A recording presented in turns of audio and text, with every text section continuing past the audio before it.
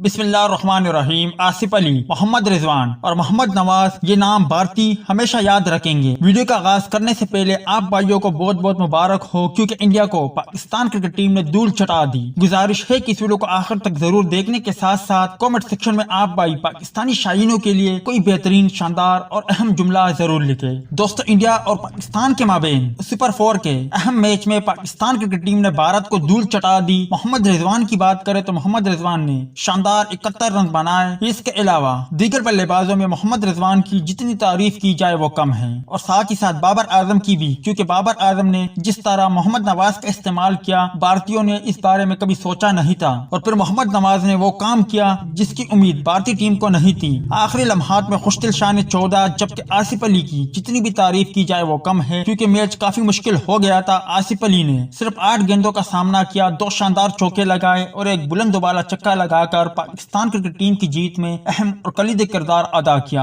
आप भाई Pakistan cricket team की शानदार फतह पर क्या कहेंगे? आपसे गुजारिश है कि इस वीडियो को लाइक करने के साथ साथ इस वीडियो को शेयर भी करें। जज़ाकल्लाह।